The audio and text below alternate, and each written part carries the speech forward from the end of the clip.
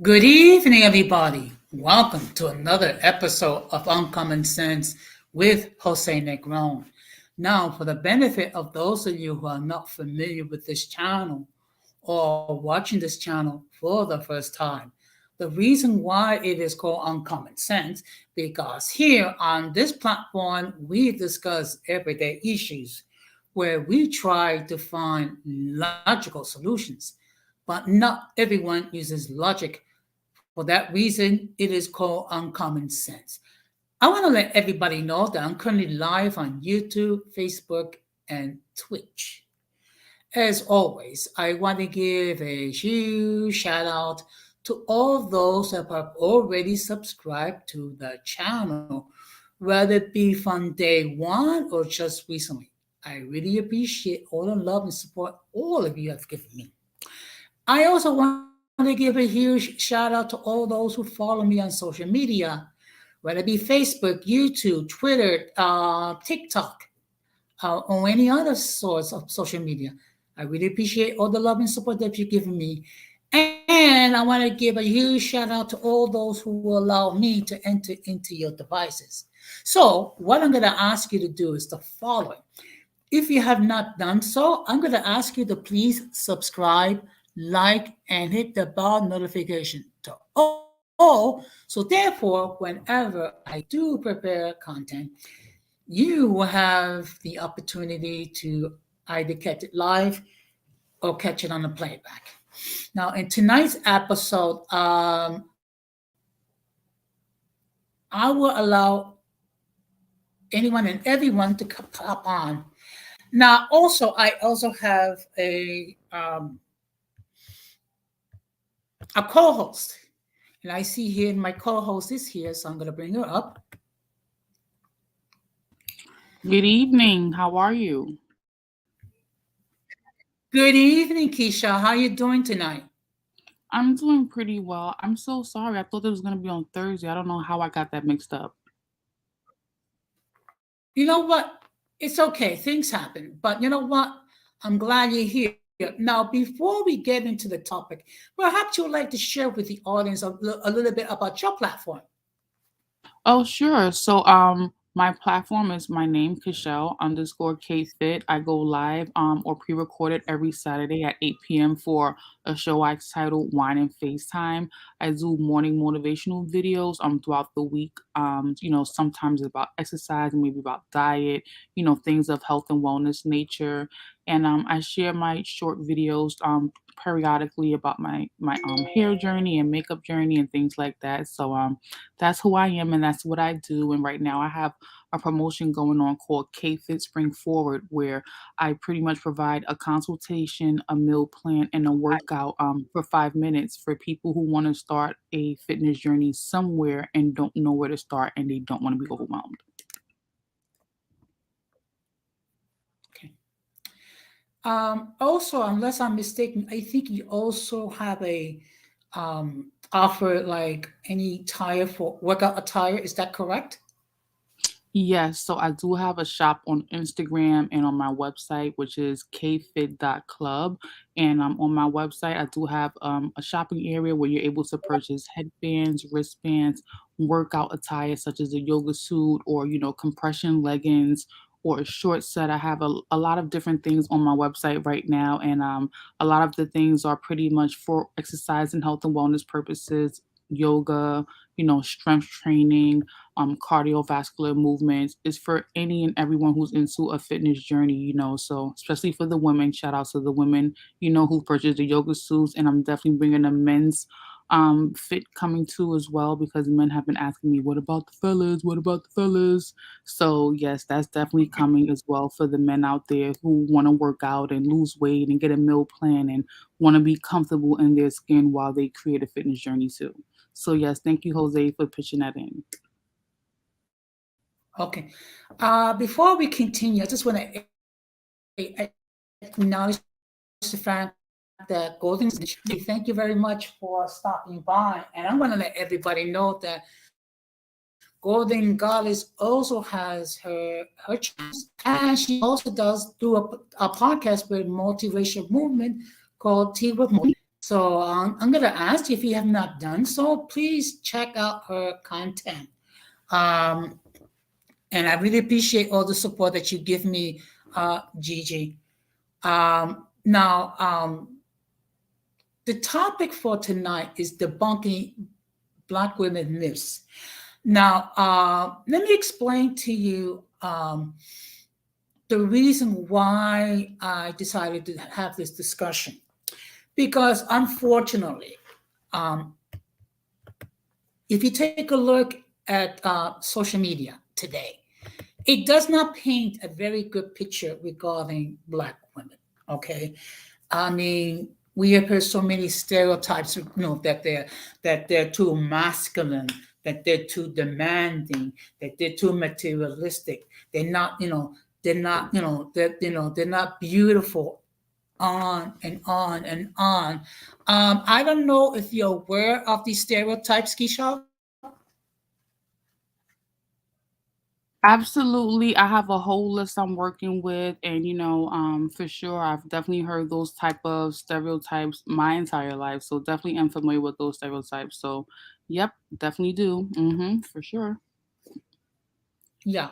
So, and of course, here we like to discuss we like to discuss the facts. So that's the reason why we're having this discussion. Now, I do have a video clip, but is there anything that you wish to share um, regarding trying to debunk some of these myths? Well, I do. I have a little list in my little handy dandy knapsack book. I have some information that I wanted to share, some personal experiences, and I don't know if you want me to talk about it now or later, but I do have a little to say regarding No. some of the things I've heard. Okay. You know what? That would be a great idea, and I have to agree with Gigi. All races of women are beautiful, and the fact of the matter is, I've seen some melanated ladies. They are extremely beautiful, as far as I'm concerned. I agree. There are a lot of beautiful women of melanated skin and, even non melanated skin. Women in general are beautiful creatures, sexual beings, desirable, some with makeup, some without makeup, And I think, there shouldn't be necessarily a stereotype on one certain race of women being the worst or the most desirable. I don't agree with that, but I do respect that every man, has his own preference on what he wants to date. So I do respect that too, interchangeably. Okay. So whenever you're ready, please share what you wish to share. Okay, sure. So for me, I'm an African American woman, and I've lived in New York my entire life. I was, born and raised around a lot of aunties and female cousins. Definitely didn't have a lot of men in the household. So for me, growing up, some of the stereotypes, I heard about Black women were that number one, they're lazy, they're ghetto, they're gold diggers, they're uneducated. We only are considered good mothers because of public assistance. Allegedly, Black women can't keep a man. Allegedly, we're all bald headed, as in we don't have a lot of hair, and that we have to wear wigs and extensions just to appear to have hair. Um, Another one I heard is that Black women all smell like cocoa butter and oils. um, Another weird one is all Black women know how to cook, all Black women know how to braid hair, all Black women have multiple baby daddies, and all Black women have anger issues.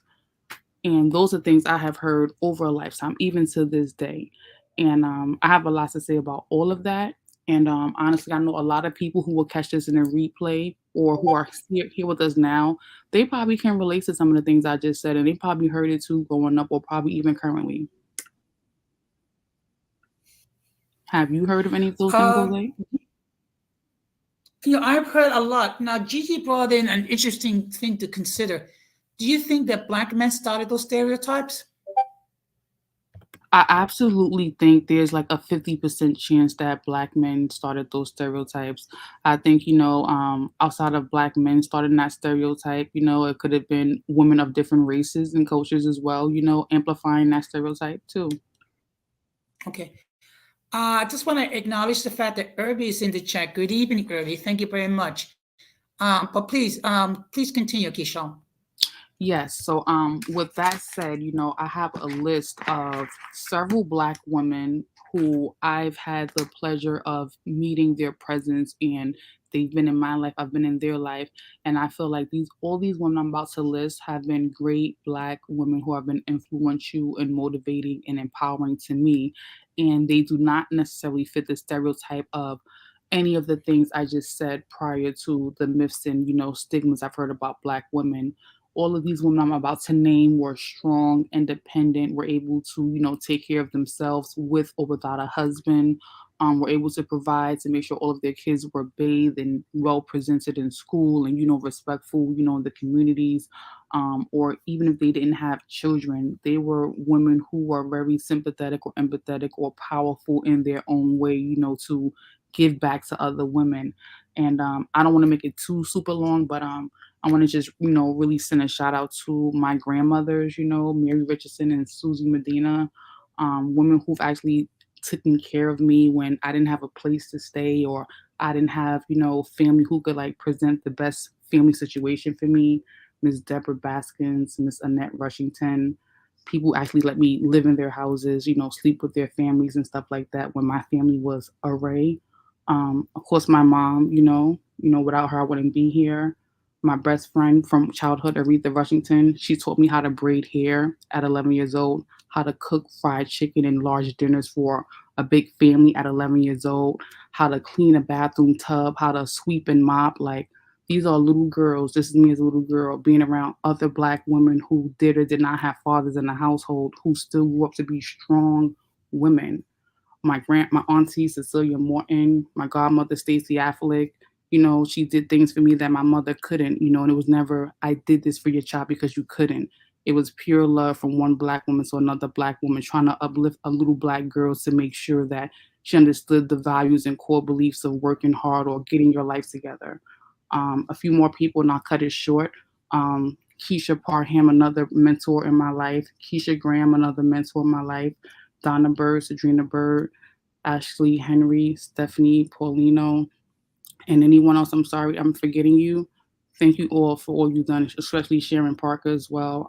So with all of that, there are many Black women who don't get recognition for the good things they do in the community and society amongst other Black women. And unfortunately, only the ghetto ratchet ones who have high streams on YouTube or social media platforms like OnlyFans get the attention. And the good Black women who some I just mentioned, and all of you have that type of Black woman or Latino, Afro Latino woman in your life, they don't get the same recognition. So thank you for that.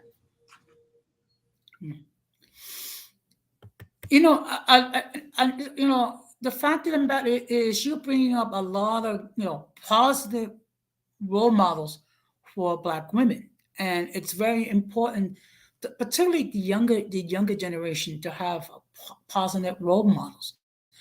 Because unfortunately, if you take a look at social media, I mean, it paints a very distorted uh, vision regarding Black women. I mean, Black women are looked upon as having like multiple baby daddies, all of them on welfare, all of them wretched, all of them are like thoughts.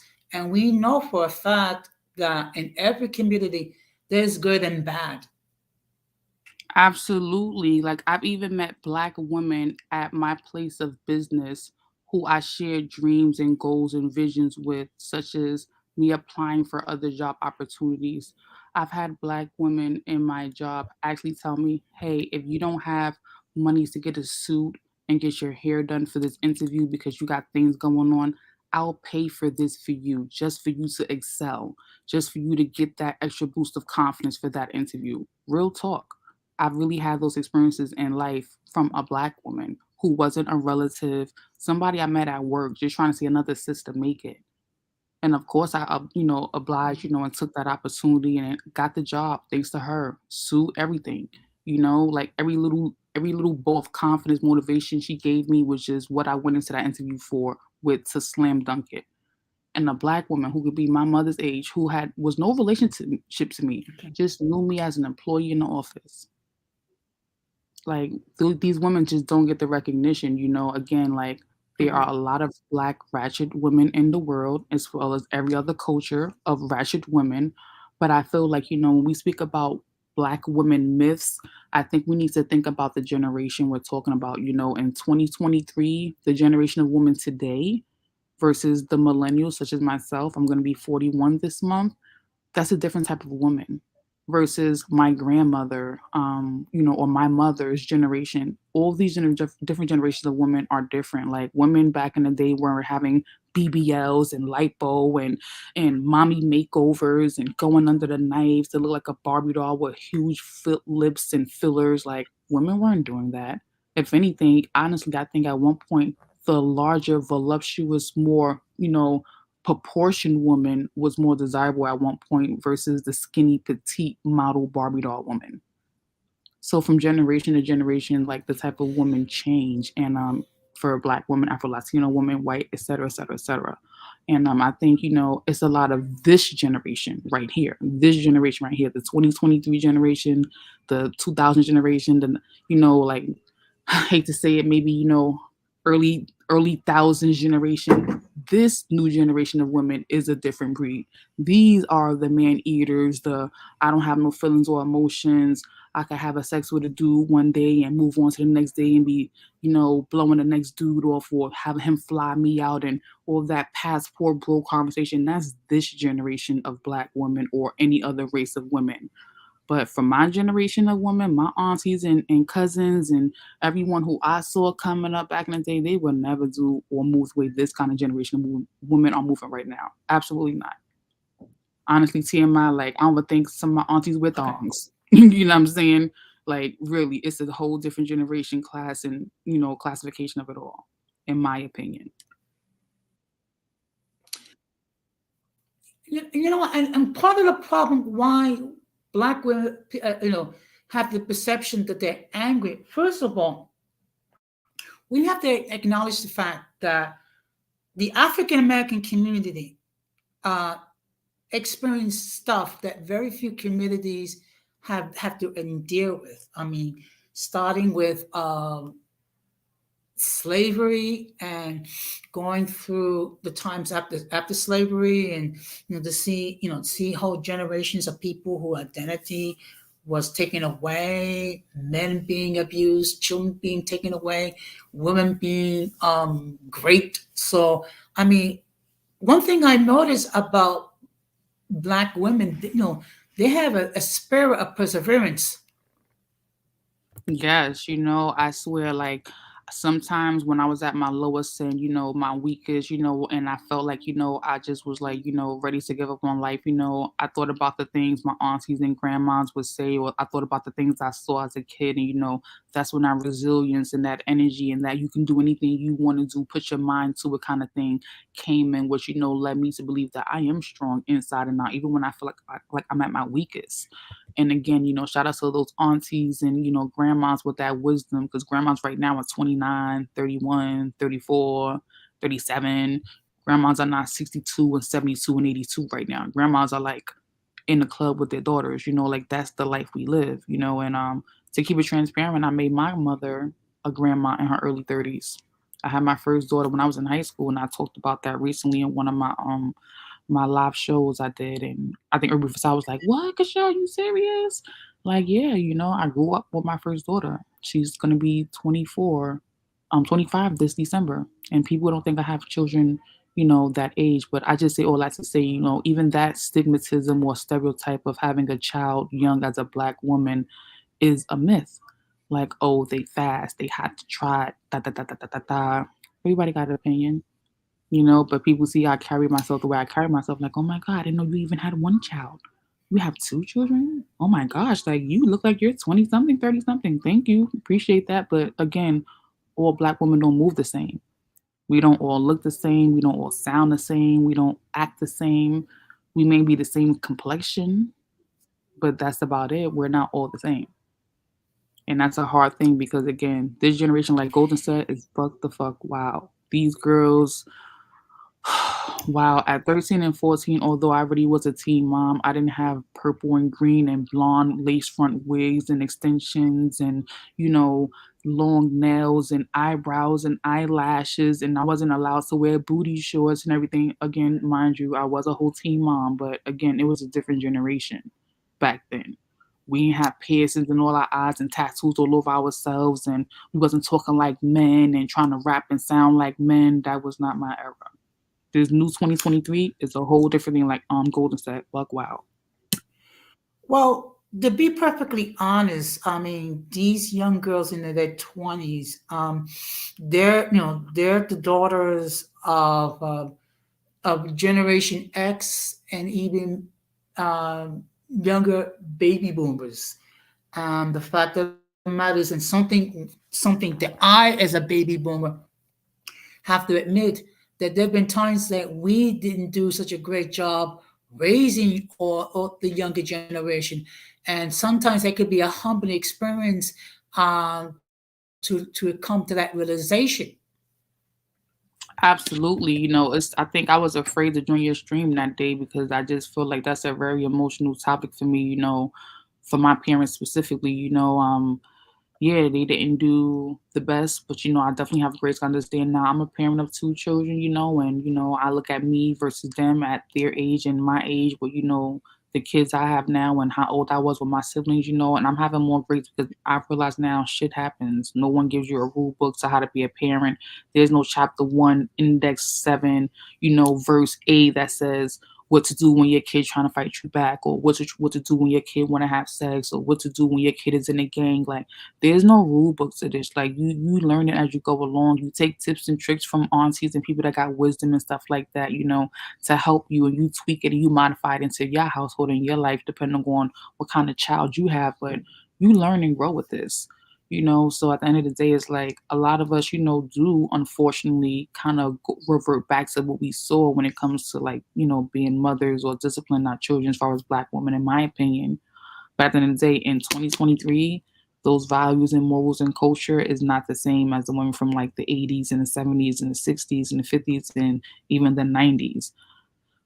This 2000 generation is just too much. Like, like I don't even, when I see this 2000, this generation right now, when I see them in the streets, I avoid them. I go the other way. Like, I make no reason to have a situation or an excuse me, thank you, nothing. I avoid them. Even little young boys thinking they trying to holler at me because they think I'm young. I avoid all of them because I can't deal with this generation. Like, I can't. Yeah. Well, the whole purpose of the stream was to give a frank discussion of where we as baby boomers missed the mark. Okay. And the fact of the matter is, not all of us are at that stage will be able to admit that we effed up. Okay. I just decided, you know what? I'm going to be one of those baby boomers that's going to take accountability for our actions. And that's something, we cannot undo what we did. What we can do is simply acknowledge that we screw up and just try to do better. Yeah, for sure. Like both my parents, my mom and my dad, they've definitely told me multiple times on, throughout different year spans about, them being sorry about, my upbringing or, how things happened, with them, my childhood, et cetera, et cetera, et cetera. And I'm grateful for that, of course, but it doesn't change anything for me mentally or emotionally. Like those ripped wounds, those scars are gonna still be there, and I'm not gonna like beat them in the head for it all the time. But of course, I have my moments where it flashes, just like when someone does something wrong to you, you may have a flashback of something that you didn't like happen because something triggered you. But I can give them that. They both apologized to me about my upbringing in life. And, they both definitely told me so many times, they did the best they could, with what they had, or, they were young, blah, blah, blah, blah, blah. Not that I agree with it, not that I like what they said, but, at the end of the day, it is what it is. I'm here now. I got my own kids. My kids going to have kids eventually. So what does it do for me to, hold that over them for the rest of their life with us all trying to have a relationship as a functional family? It does me no justice to do that, but of course it still hurts, You see the warning triggers and stuff like that happen and everything. It still hurts, but you gotta just have grace and, move on and, just not let it affect you as much, But shout out to you for always trying to like, throw that energy out there for people, to understand that yeah, a lot of us, messed up, and we don't gotta necessarily have children to say we're sorry, you know what I'm saying? We just know what happened during that generation or that time span in life. Keisha, what's some of the common myths that you have to deal with as an African American woman? Honestly, for me, when I'm in the street socially, like people actually always ask me what my ethnicity is.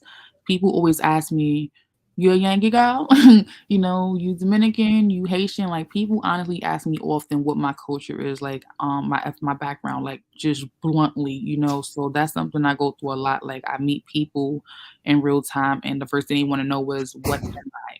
They wanna know where I was born, where I'm from, like, I don't know, that's, like, the first thing, and, another thing I go through is, people actually tell me, "Oh, you have a good hair for a black woman," or, "You have nice hair for a black woman," or, "You look good for a black woman," or, "You look good to have kids that your age for a black woman."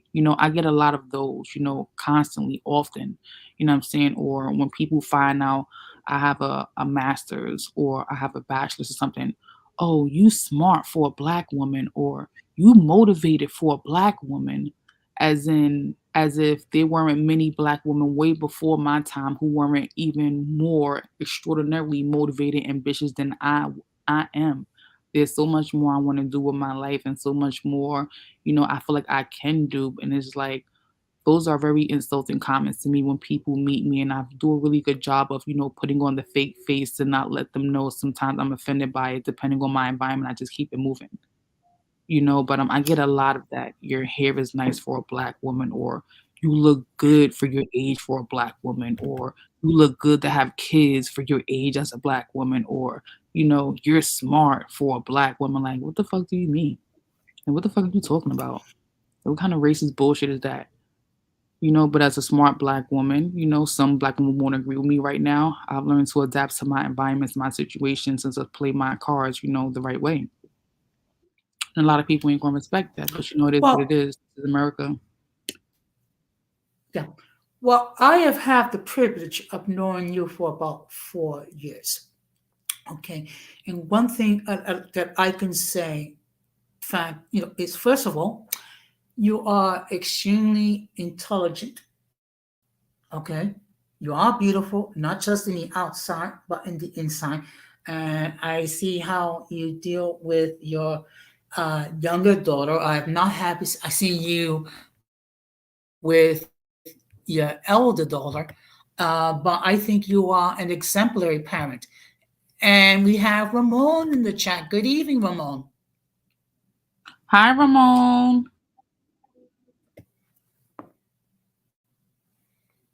So, Thank you, Jose. That definitely means a lot, but I get those kind of comments a lot, even via social media, even here via YouTube, like people leave comments under my videos like, "Where you from?"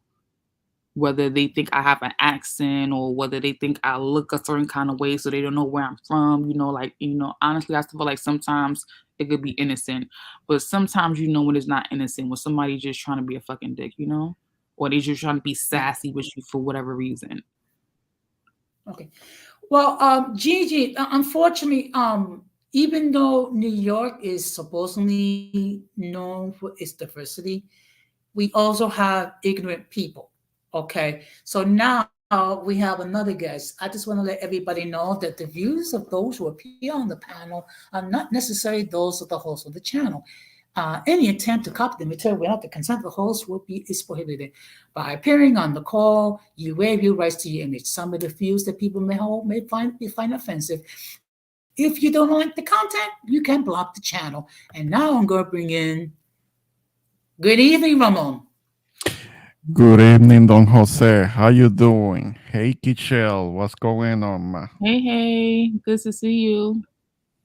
Yeah, good to see you. I mean, I'm not gonna take too much time because I know that this is your time to shine. So I'm not gonna be interrupting much.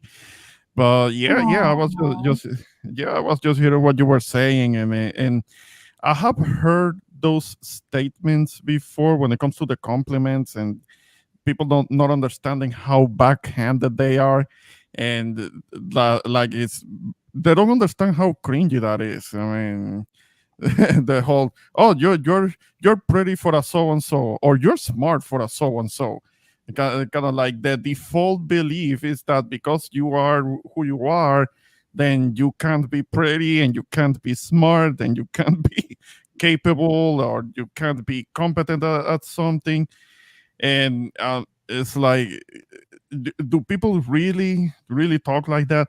I mean, because of where I am and because of where I'm at, I haven't had to deal with any of that really. Just saves one time back when I was in Mississippi, but it was because it was in Mississippi where people will assume that say that I was Mexican without asking. And yeah, whatever. That didn't offend me, but I can only imagine. I mean, people giving you those type of compliments because basically we're saying because you're Black American, then you you are not educated or you are ugly, and that default type of thinking is kind of like it's really something. I mean, it reminds me when I will see interviews with Amara La Negra, and she will be saying the same thing, like, "Oh, you're so pretty for a black girl," this and that, because her being Dominican, that she was naturally with fine features, even though she's dark skinned. But that's when I started hearing about those type of compliments, and it's kind of like a bit mind boggling because it's not something that I was observing back when I'm from. I mean, for the most part, uh, I'm not humble bragging, but for the most part, my people are fairly good looking people, whatever the complexion. So that's why there isn't nobody gives backhanded compliments like that. So yeah, I mean, but that was that assumption. I can imagine people asking you, from what part of the Caribbean are you from, or what are you mixed with? Have you ever heard that one? Because I think Oh, that's yeah. that's That's like a the common nice way one. they try to say it. Like, what are you mixed with? Where's your mom and your dad from? That's the nice way they try to say it. Okay. Man, I can only imagine. I can only imagine. I mean, that's not something that I had to deal with growing up because, okay, I may be mixed raced, but I come from a culture where then being mixed raced is fairly common. So people don't really give a damn. I mean, what matters is that being Puerto Rican, and that's the culture that you rep and the flag that you rep, and the complexion doesn't really matter. That's something that certain folks in the United States are not very good at understanding, particularly the whole argument with the Dominicans, because oh golly, there are certain folks that they just don't get it. They go on and being making making assumptions about the Dominicans, but it's all because of a misunderstanding.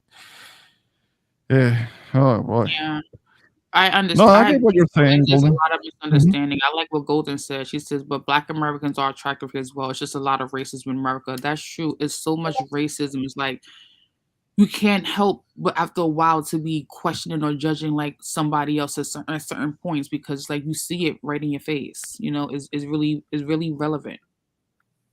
No, Yes. and something that I learned about, something that I had to learn, kind of like pick up on it right away when I first moved to the United States, is that race is one of America's obsessions. It's kind of like a sport. Being worrying about it is kind of like a sport for people.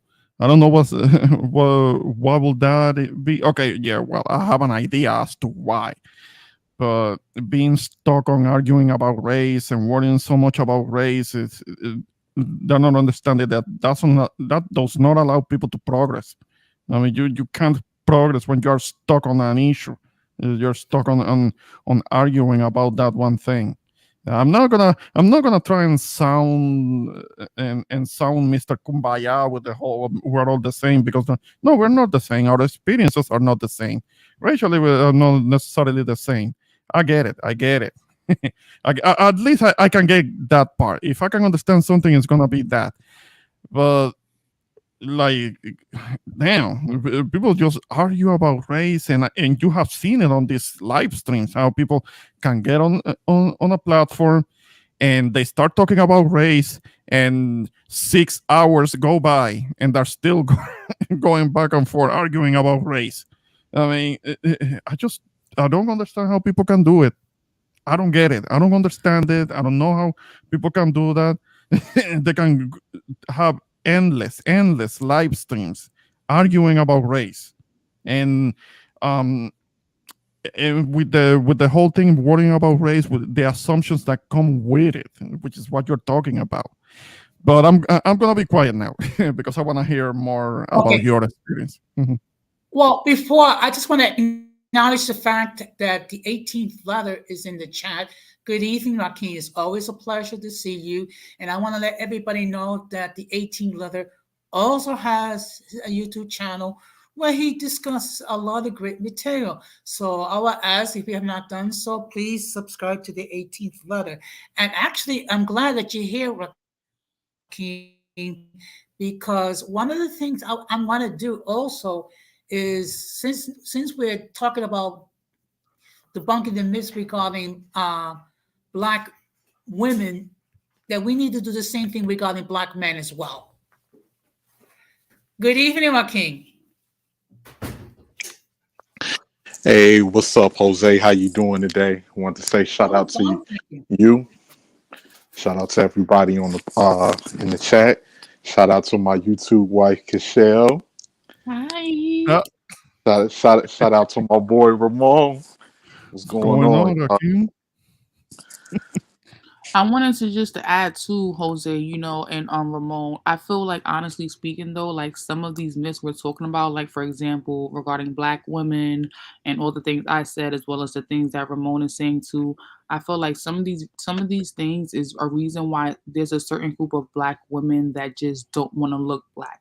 And they will do whatever it is to change their skin complexion Mhm. to the fairest, whitest complexion ever, because they really think, and there's true documented facts that there have been Black women who have done this. There's movies about this as well. Like back in the day, before my time, before my mom's time, around my grandma's time, there were women who were trying to, pass as white just to not go through all the criticism of racism and everything. But even now in 2023, and definitely for sure in the 90s and the 2000s, there are so many specifically Caribbean women who do this bleaching process to appear fairer, clearer, lighter skinned. And Black women do it too. And I think Haitian women do it. And there's a whole bunch of different groups. And don't come for me because it's fucking real. And it's all because you want to appear to attract, to receive a different kind of attention, in my opinion. Or it could be a self love thing too, possibly. But again, I feel like a part of that why so many women have chose to do that bleaching thing is because, again, of these myths of Black women. I don't I agree have with it, but that's just my opinion. Yeah. When it comes to the skin bleaching, I have a coworker who is Nigerian, and she does look like Man, she may have done something to her skin, because she's kind of like light skin, but her skin looks kind of yeah, pink. it look kind of chalky type. It's like chalk. It does look kind of pinky, and around the mouth, you see that there are kind of like edges that are kind of darker, like she didn't do the treatment around her mouth too well. So I'm kind of like suspecting that she may have done the bleaching thing, which it doesn't look very good. It doesn't look very good on her. Maybe she would have looked better if she had stayed the way she was. But yeah, the skin tone is kind of like a dark pinkish type of thing, because I don't know how to describe it, but you can see like there are kind of like little moles that usually you wouldn't see so much in somebody of her complexion and she have been darker skin. But I do suspect because of the skin tone that she has now and because of that whole thing around her mouth, she does look that she may have done some bleaching because it's not normal. It's not normal. It's kind of like a dark pinkish tone what she has now. If it makes any sense. All right. So, Well, I'll piggyback off of that really quickly. Like because like I've seen that as well, and I've seen that especially with Nigerian women, and it kind of looks like it's like a chalky complexion. It kind of looks like chalk, like they're fading out their pigmentation, but it doesn't look yeah. natural. And the thing is, it's been when it comes to myths and when it comes to stereotypes, it's been a lot of brainwashing. It's been a lot of brainwashing. Like I've had conversations with my boy Ramon. Ramon being from the island, Ramon always embraced all three of the elements of what makes up the culture of Puerto Rico. But with the way America is set up, when Hmm. you look at America's history, America has a very dark history when it comes to not just chattel slavery, because a lot of people talk about slavery, but they never go into the details of how bad it was in the United States. The only place that compares is either Haiti or Jamaica. And when you look at chattel slavery being bred like animals, ripping families apart, making men who freed themselves go back and pay for their families to be freed, and all of it was business. It was all about business. Racism in the United States is a business. When you look at everything, like race and class intertwined, you can have a black person and a white person that live in the same city that live 5 miles apart, and their lives are completely different. Me growing here up on the south side of Chicago, the south side is a black child growing up on the south side of Chicago is a completely different life from a young white kid living in a ritzy area of Lincoln Park. And it's the same city, and they're nearly only 5 to 6 miles apart, but it's an invisible borderline there. It's a visible borderline based off of the business district, based off of, of course, you can't really go over into certain areas unless you're purchasing or buying different things, areas that's gated. And all of that has to do with the economy, with the economic disparities between the two groups that have a deep history on that. It's not a coincidence that a majority of this wealth is in this country goes to, the white elite. That's not, that's not in question. The only thing I hate with a lot of the situations when people try to gaslight black people, like we don't know what we're talking. It's well proven, documented history, and not just with that, but everything, all the way up to the 60s and the 70s, everything.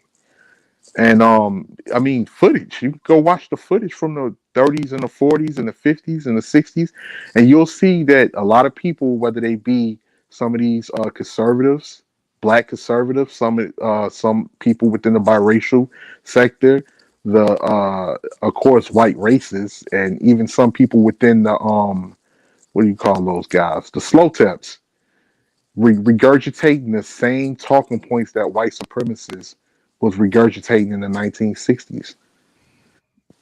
So it's obvious, you know, what's going on. Even when you look at what has happened, they never wanted, of course, black people to be their competition. That was their biggest fear.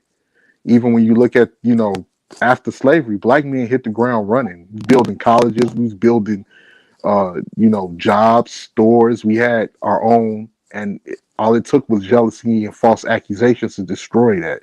And when you look at what the government did, like with the experiments, the Tuskegee experiments, and different things experimenting on black women to get a lot of the medicine today in the medical field, um, completely desecrating the black family. Because I mean, you take what they did with the black family. You take the male out of the situation where he's not in control of the household. You give the woman incentives, and you give her incentives to pretty much leave the man, and you create a power dynamic within the household. Now you have the woman who's used to running a show, who don't feel like she needs a man for a family dynamic, because the government is giving her incentives on how many children she have to to keep keep things going. So she has 2 3 children. um you get an increase in government assistance. The man is out of the picture. Now you have children being raised in a household with just their mother. So a lot of these children exhibit the traits of a woman. So you have young men that are sensitive and emotional. And then on top of it, you look at the neighborhood as no jobs, no ways of economically empowering yourselves, poor education. They get into conflict in the streets with other men who grow up just like them. Then after the conflict ensues, one person's life is lost, the other person is in a penitentiary, giving free labor to private corporations to pretty much fund the prison system, because the prison system was the continuation of slavery after the 13th Amendment was enacted, because they had to figure out a way that they was going to keep making money off of an ex-slave population. So Yeah, the whole Well, thing with the prison system, with the industrial prison system, that was a continuation well, of it. Yeah, Jose.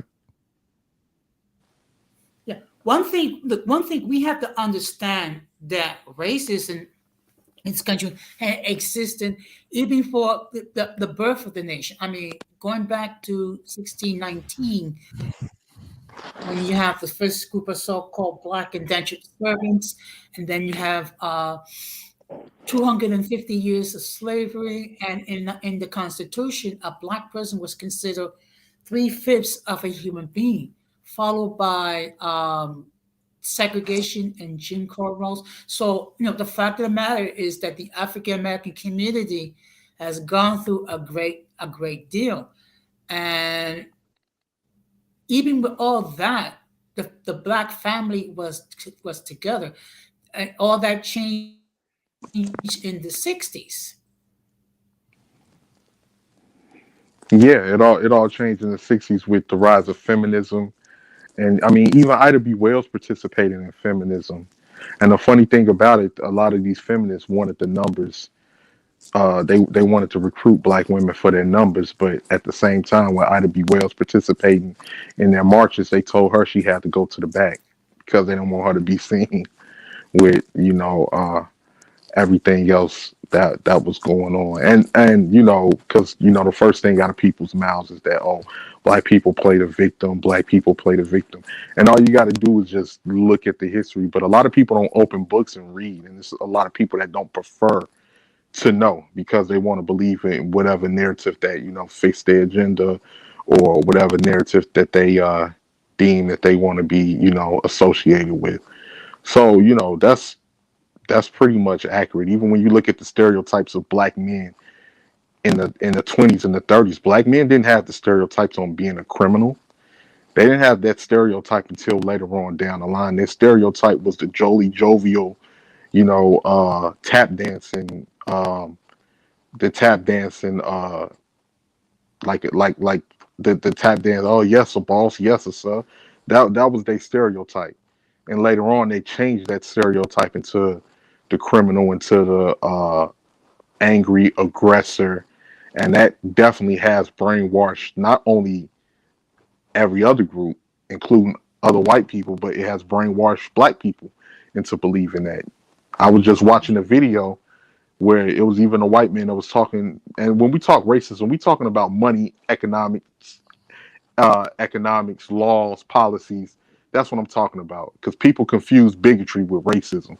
No, we're talking about pretty much screwing a group over for the advantage of another. That's what we're talking about for your own economic gain. And it was a guy that was explaining in this video where he was like, I bought this house in this poor black neighborhood. He was a white guy. He was like, I bought this house in this poor black neighborhood for half of what I would have paid to build a house that size. And you know the reason why I did it is because that in this neighborhood, all of these houses, most of these houses was run down, and it turns out that it's only been one guy that's been owning all of these properties because he had it in his mind that I'm going to buy all of these properties up within this neighborhood, purposely allow these properties to get run down because the black people that lived over there, nobody owned anything. Allow these properties to get run down, and then once he bought enough, he bought a big enough space, a big enough area, a whole neighborhood of thousands of properties. The city paid him for those properties that was run down to create eminent domain. And eminent domain, when they tear down the properties and they gentrify the neighborhood and they push the people out. And he would say, people always ask me, why don't black people keep up their neighborhoods? And they don't even know that thousands and thousands of these properties is owned by one white guy that allowed these properties to be run down so he can get money from eminent domain from the city once they pay uh, to destroy the buildings and start gentrifying the areas where all of these black people lived at. So that's what Yeah, we talk. yeah, I think that was that video that you mentioned about the Lincoln Center. That used to be a neighborhood of people. Yeah, blacks and Puerto Ricans in New York. Yeah. Well, it doesn't surprise me. I mean, they talk about it being a center of culture and all of that, but yeah, a lot of people ended up losing losing their house, losing a place to stay, not being able to have Yeah, having to go Um, somewhere else. Yeah, yeah, intentional displacement, gentrification. and I would be happy, and this is not a dig at anybody because this includes black conservatives as well, or people that regurgitate a lot of these talking points. Because I've seen that from these black conservatives online. I've seen from the slow taps. I've seen from some of the biracials where they'll try to make excuses for this, or they'll talk about black people are paying the victim. A lot of the times, people can just be honest and say, "Look, I want to associate with the winning team. I don't really want to associate with black people because I feel that that's the losing team, and I want to stay far away from that as possible. I want to be on the side of the winning team because it'll make my life easier." People can be honest and just say that, but you don't get that in YouTube. You get a lot of gaslighting. You get a lot of people that try to tell you, you're playing the victim. When if you educate yourself, that's how people tell on themselves. Because, like I say, all you got to do is educate yourself like on a lot of this stuff. Educate yourselves on the laws, the policies, Levittown, of course, blockbusting and redlining and different things like that. Discrimination in housing loans. The first 20 years of the GI Bill, with black veterans who fought in every war that this country have ever had, didn't even get any type of financial assistance when they came back and was treated like garbage. The public school system, the school to prison pipeline, all of that stuff is real. It's the reason why a lot of these private sectors invest in prisons. So okay. I just want to acknowledge the fact that Donna Mondo is in the chat. Good evening, Donna Mondo. Thank you very much for stopping by. And I want to let everybody know that channel. So I just want to encourage those to check out his content. What I'm gonna do is I have a video which I'm gonna show, and the Wi-Fi will be cooperating, so to speak. It's something I came across today, but it's very appropriate that we discuss it. It's regarding the five most common myths regarding black women. So let me just okay. So let's see if I can share it. Just give me a moment.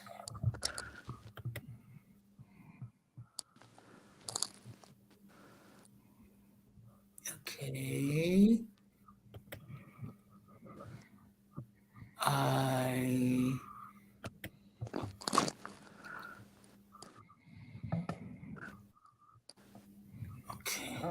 Just occasionally, I'm having technical difficulties. Uh,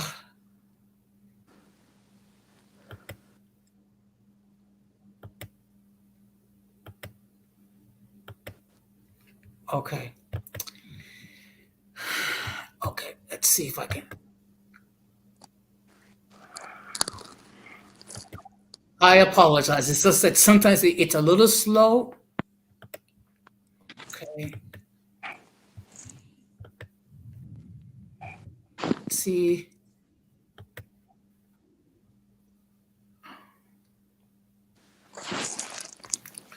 So actually, I came across this video today. Um,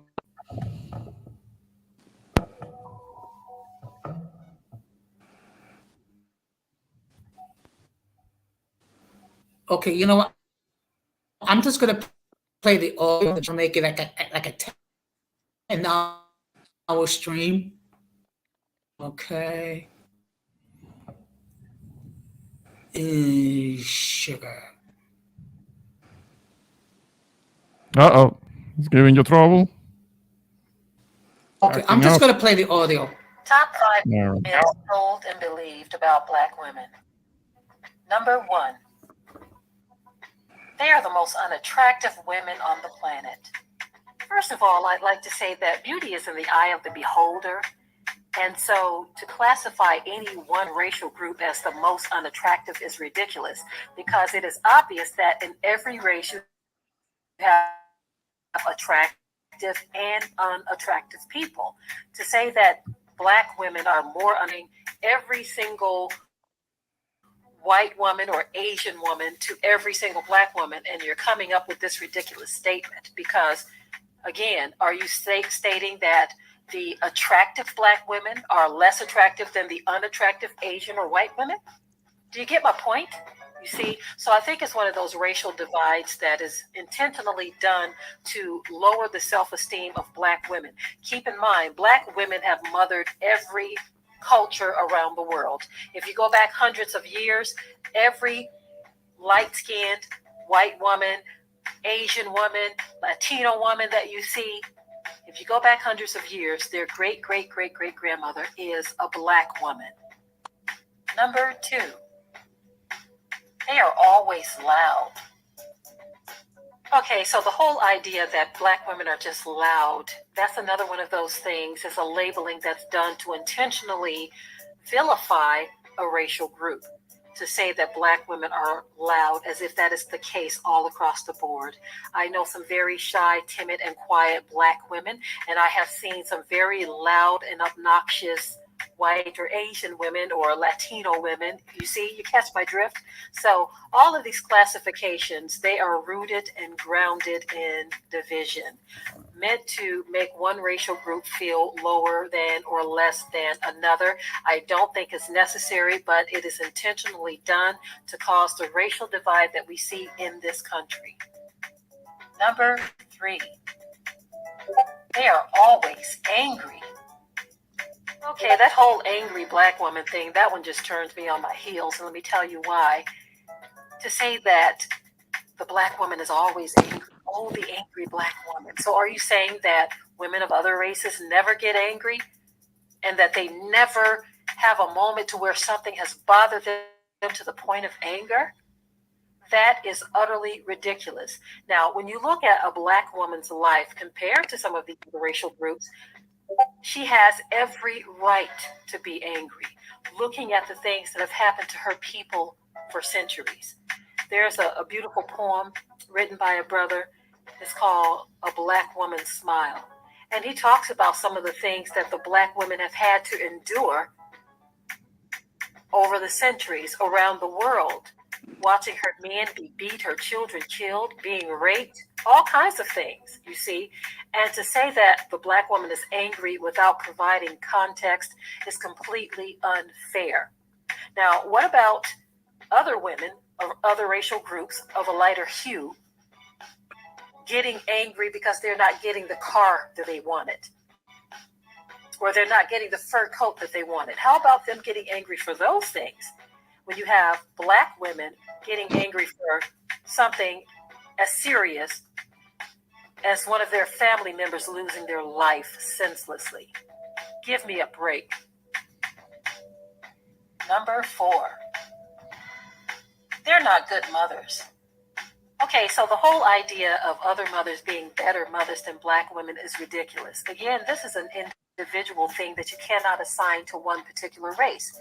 You have to compare apples to apples and oranges to oranges. You have great mothers in every race, and you have horrible mothers in every race.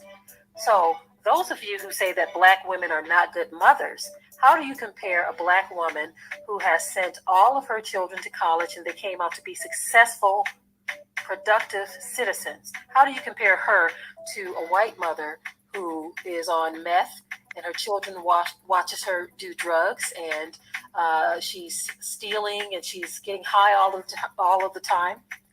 Does that still apply? Does your rule still apply to say that black mothers are not good mothers, as if all other women are, as if they do nothing wrong and black women do everything wrong? These are individual things. It's not a racial thing.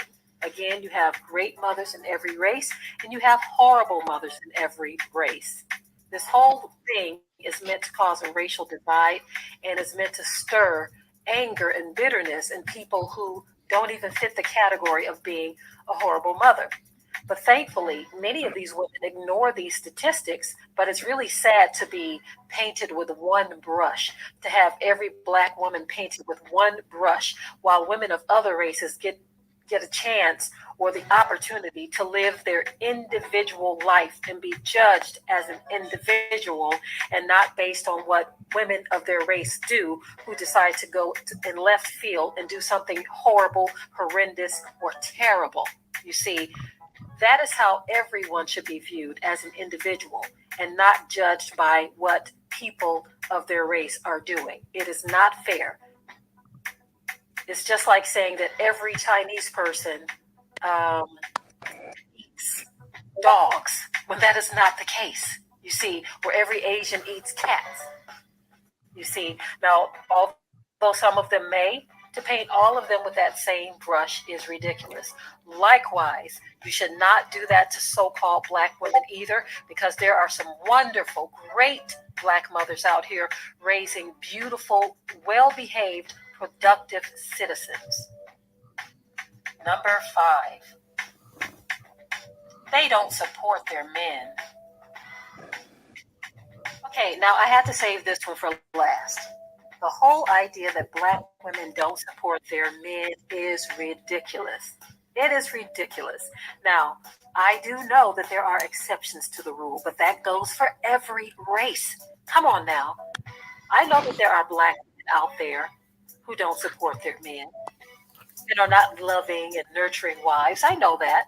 But to assume or state that every black woman is the same, or that black women in general do not support their men, is a lie. For very long, black women have supported their men. They have stood by them through the roughest of times. They have held things together when their men haven't been able to find jobs. They have been there to encourage and nurture and do all kinds of things, and even put up with things that a lot of women would not put up with. And so to paint every black woman with that same brush yet again and say that they do not support their men is ridiculous. There have been black women who have gone to the gutter with their men, stayed there and helped him, and they both rose up out of the gutter together, being homeless together, doing whatever it was they could do to support one another. You see, and to state that black women don't support their men is neither fair nor correct. It's incorrect. You see, every woman that I know who is married to a so-called black man does support their men. They do whatever it is a wife is supposed to do, you see. And I know that these other women are out there, but they are in every racial group. You have white women, Asian women, Latino women who do some of the same things that people are accusing black women of doing. To think that every white woman is nurturing and faithful and loving and polite towards their husband is ridiculous. To think that every Latino or Asian woman is the same is ridiculous. Now, I will say that women in other nations or other countries have a higher concentration of devotion because they are not bombarded by Western madness. Here in this country, there is a promotion of evil that goes on that literally affects every person in this country, in every racial group, you see. So don't think that Western culture only affects Black women in a bad way. It also affects white women in a bad way, Asian, Latino, all across the board. Those of you who allow it to affect you. It's not that there's a higher percentage of Black women who are affected by this. That's ridiculous.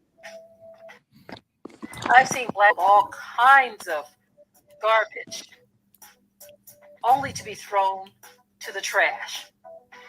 And so, again, I believe all of this stuff is just propaganda intended to cause racial divide and a divide among the so-called Black man and woman. Because if you keep painting someone with this dirty brush, you're always going to have a negative image of that group of people. Okay, that was my top 5. Okay. Oh, shoot. Okay. So, what are your observations? I guess I could let Joaquin start because he's the one and he's the one who's more qualified to speak on that. Okay, my observations is I definitely understand where she's coming from, but unfortunately, uh, people judge and people go off of stereotypes. Is it a truth to certain stereotypes, to a lot of stereotypes? It is some truth to it, but the question is, people don't never ask why, or why is this, why is that? But she's absolutely correct. Of course, it's definitely Black women that support Black men. It is definitely attractive Black women. Not all Black women are loud, but when the way a stereotype works, when people are constantly bombarded with an image, and that image keep playing, and whether it's on media, whether it's on news broadcasting, whether it's on social media, people get that idea about people in their minds. Just like, for instance, what do we associate a lot of Asian people with? Preferably Chinese. When we was growing up, all of us, we watched the kung fu movies, we watched Bruce Lee, we watched Jackie Chan, we watched Wu Tang, and of course, no disrespect. I mean, no disrespect to the Asian community, but as a kid, I thought all Asian people knew martial arts. I did, because of what was um what was perpetuated in the media that I watched. So it is people out there that'll think, all Black women are loud, all Black men are criminals, and it's a possibility maybe they had a bad experience.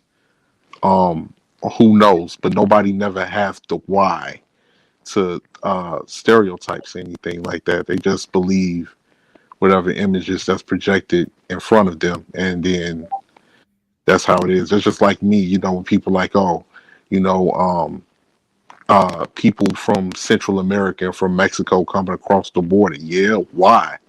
Why are they doing that? Or oh, um, all Black people sell drugs. Yeah, why?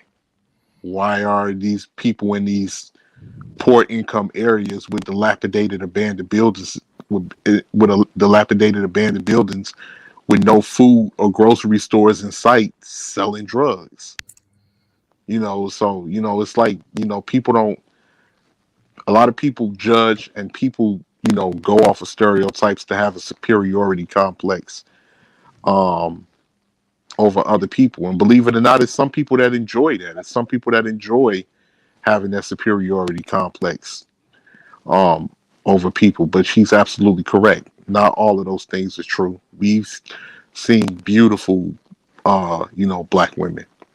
There's beautiful Black women that wear their natural hair, dark skin, brown skin, light complexion. you know uh, that every race chase after, you know. So it's not it's that's she's absolutely correct. But unfortunately, I know it's not fair. We all know it's not fair, but most of the world go off of stereotypes, and that's just a hard pill that you have to swallow. Mhm. Okay. Before I ask Ramon to Hey, how you comment, doing? just want to welcome Don Armando to the panel. Good evening, Don Armando. Hey, how you doing? Hey, Okay. Armando, what's going on? Hey, I'm chilling. I'm actually on the bus right now, but at the end of the day, I mean, I could see where she's coming from. Even though I'm Afro Dominican, it's been a lot of stereotypes when it comes to black women and everything, and it's because you have certain people that will try to break down the black woman because they've seen that so much. So they'll try any way to try to break down the black woman. I mean, within the African American community. So to me, that's just some new propaganda. When certain people, in certain ways, they'll try to discriminate against women of color. I mean, it's not even to the point that they'll even say the N word anymore to describe people. They'll just try to describe anybody who's not of the American Puritan, what you call it. They'll try to use words as ethnic or she's too ethnic or something. And then it's even to the point that of the fashion in the United States or Western fashion in general, they just they just trying to put black women down. And me personally, that's why I think that there's a lot of people that actually believe myths about certain races when it comes to black women and Latino women. That's my view. Hmm. Can I can I Ramon, would can you? I res- Okay. Oh, I just wanted to respond to that real quick, Jose. It's like I don't think really it's a lot of the men.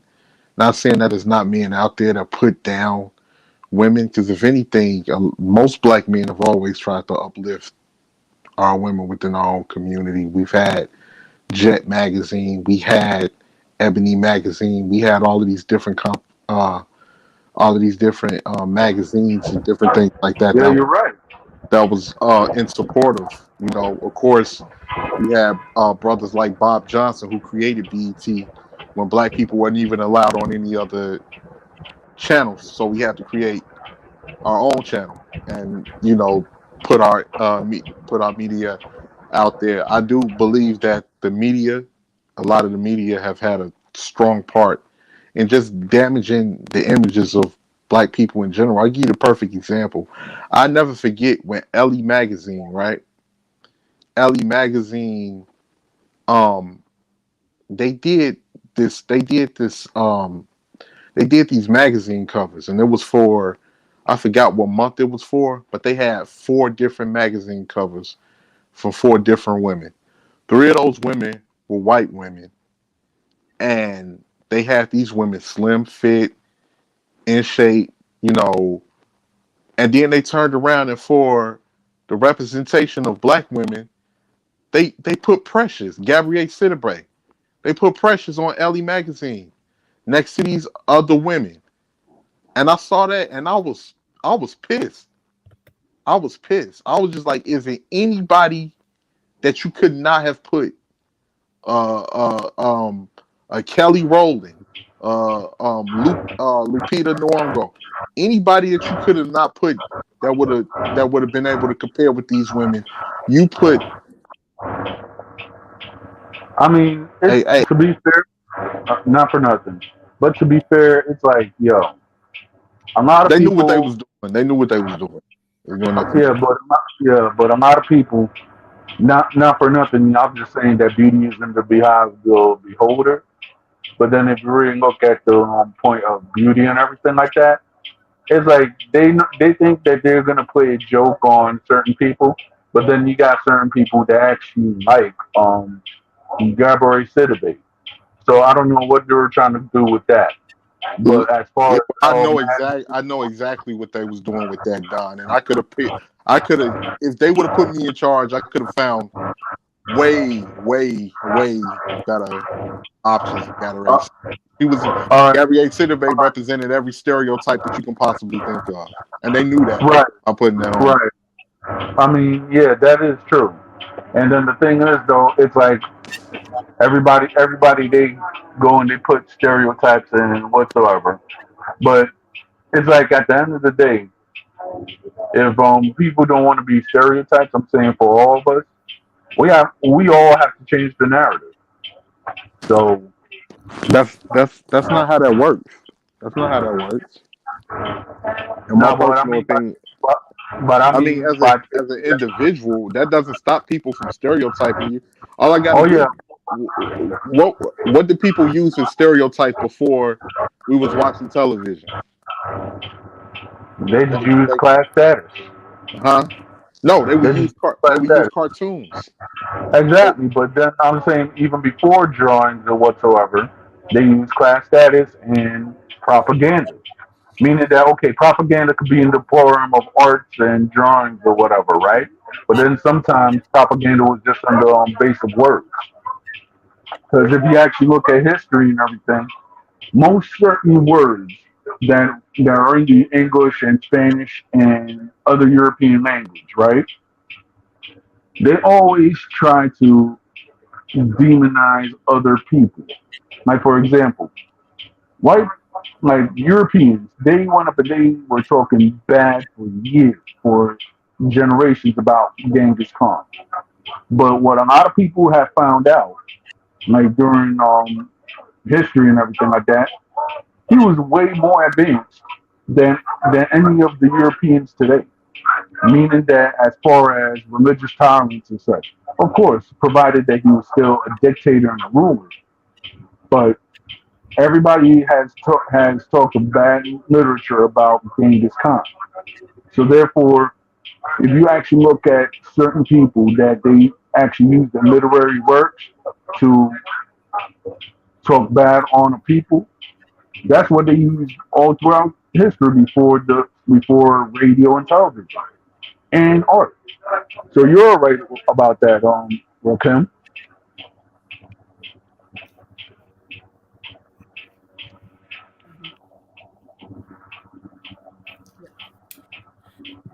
Well, it's like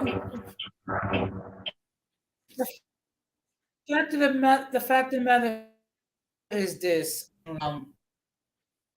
will try to paint the most negative narrative against people in general. I mean, you have individuals that tend to paint um, everyone of a particular group in a negative light and what have you, and then they'll post videos about people acting inappropriately to enforce their point of view. One thing I have said before, and I'm going to continue to say it again, and if people don't like it, well, I'm sorry. There is good and bad in every community. Not everyone is a saint and not everyone is a sinner. And that's something that we all need to wrap our heads around it. Okay. Unfortunately, people do not bother to think. What they just do is they see something on TikTok and then go with it.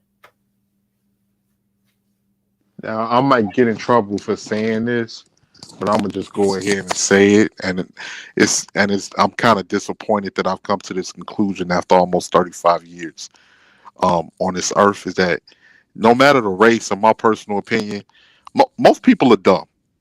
Most people are dumb, and they're easily manipulated. Right. And it's just a lot of people that are like that. They're easily manipulated, and they can just like people can be easily misled because a lot of people are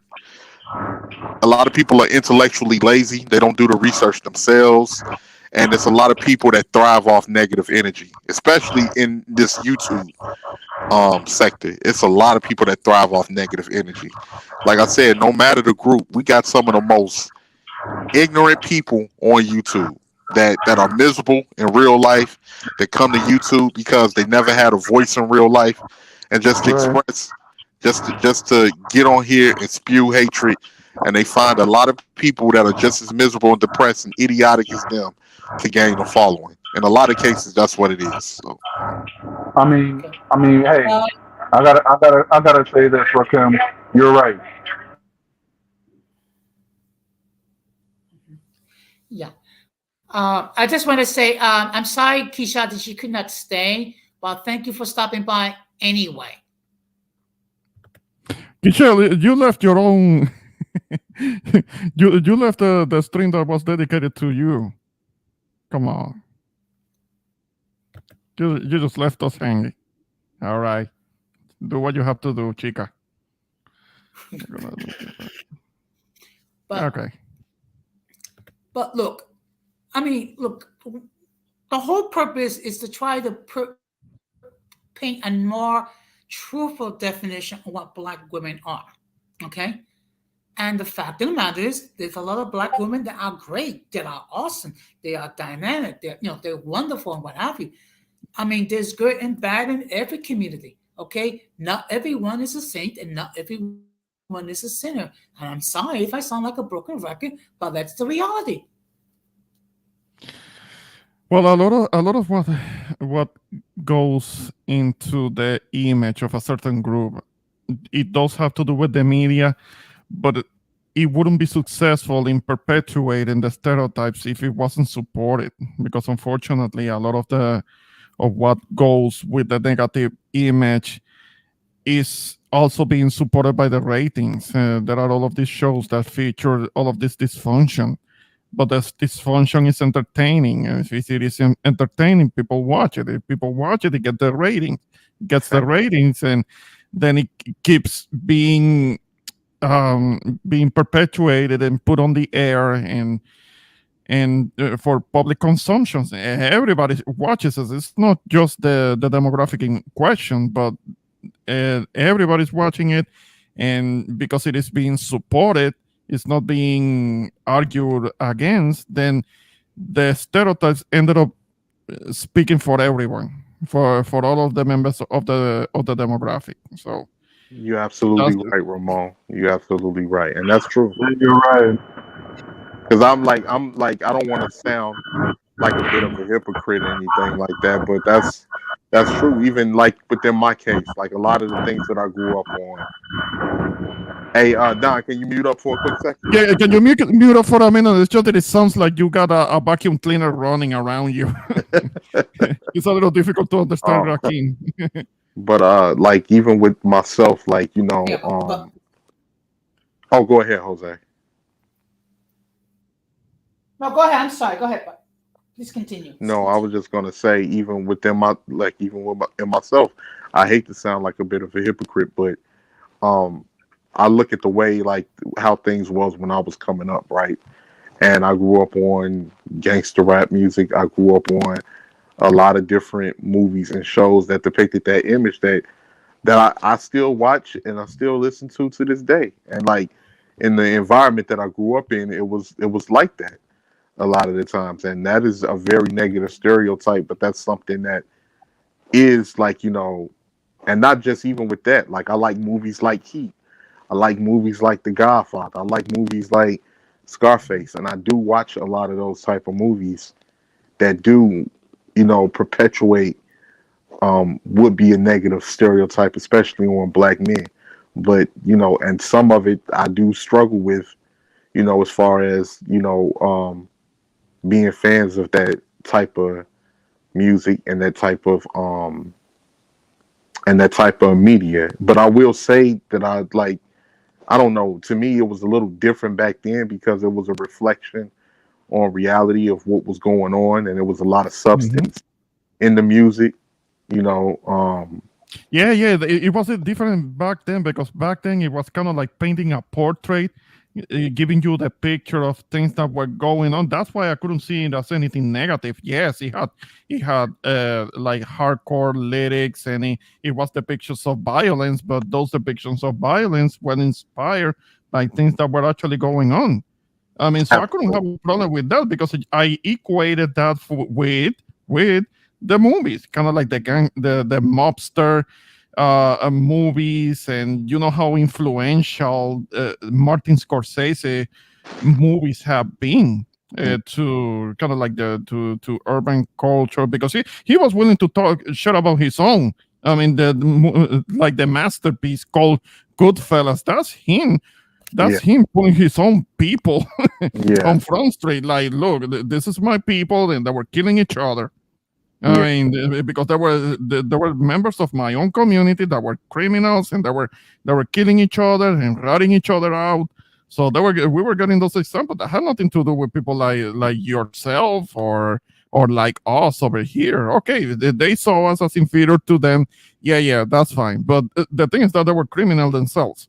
They absolutely. weren't And when saints. you and the crazy thing is when you look up the history, because there was a guy that pointed this out that was of Italian descent from Chicago, and he said that he was like, it's this idea that people think, oh, real gangsters was like the mafia. He was like, dude, I'm Italian, and I'm here to tell you that a lot of guys that was in the mafia, they were scumbags, man. They was pimping women. They were extorting other Italian immigrants that was coming here and everything like that. He was like, it's not what people think it is just because they Yeah, yeah, dress yeah. in Because in suits. the Godfather, the people saw the Godfather and they think that the mob was like in the Godfather. The Godfather is romanticized. Yeah, I mean, it's like it gives you a picture somewhat of what the mob may have been in its Right. golden age, but it's heavily romanticized. Excuse me, I think Don Amado wants to say something.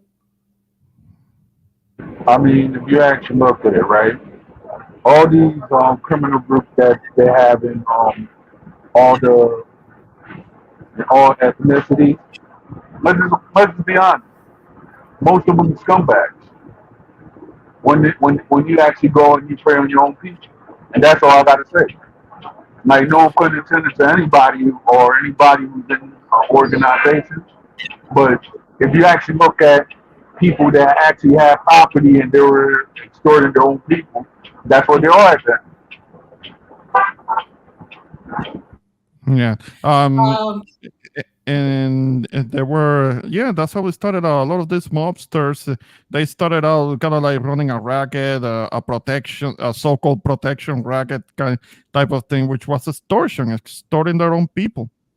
That's how a lot of them started out. Black And hand. petty crimes, that was until prohibition passed. That's when they had the big opportunity of making themselves rich. Yeah, and that's the thing, because like the funny thing is the stereotypes that's on black people now is the same thing that a lot of those European immigrants was doing when they first got to the United States, because Mhm. the people forget the term ghetto is associated with black people now, but that's not the term. Ghetto was a term that was used to describe a Jewish slum, or in slums where a lot of people lived that were European immigrants, the Polish gangs, the Irish gangs, the um the Jewish gangs, the Italians, like all of these people were living in ghettos, and it was, guess what? It was high crime, and a lot of the times it was high Mhm. crime because they was excluded from participating in American society at that time. Especially, they wasn't considered white, and they was excluded from participating in American society to make a decent living to support their family. So, guess what people do when they can't break through the society in the legal way to support their families? They go they become an underground society. You like Mhm. I tell you how corrupt this city is. Like when you look at Al Capone, not just Al Capone, but we've had like all our mayors from Mayor Daley Jr. to Mayor Daley Sr. What they're not old man Daley. They had ties to organized crime. Old man Mhm. Daley ran with a street gang when he was young. And guess what they said? And guess what they said? Oh, those was his adolescent days. But they don't give other people the same benefit of a doubt. And what they did, all of their underground shenanigans and everything that they participated in, they took that money and they washed that money in politics. And they allowed their children to come into politics to clean the money even further to be able to be at an advantage in politics and do favors from people that they knew that was also involved in street activity. So, you know, Excuse me. We're just going to change the subject slightly. You're Mhm. not going to believe this, but last week I was walking in my neighborhood. Would you believe I actually saw a dead mouse on the ground? So there was one mouse in Rochester. Oh, All did, right, well, did his tail stretch to the end of the block? yeah, yeah, most likely. man, man, Look, Jose, you look haven't at been living in Rochester that long. Like they actually come out like at 2 or 3 o'clock in the morning. I'm telling okay. I admit we have a slight mousy problem here in Rochester. Okay, and yes, you do see a rat or Here we two in the go subway. again. You with your little mouses. You call that those are the mouses. Um, what are they called? The nutrias and the capybaras. They're the size of that. If you know what a nutria is, that's kind of like a big rodent from South Yeah, America. that's a You find them in Nutra Louisiana. They Yeah. they're in Louisiana too. That's called the Nutra Rat. Yeah, you right, Ramon. It's called the Nutria, but most people they say just Nutra Rat for short. And if you. those Nah, things bite you, you can but the die.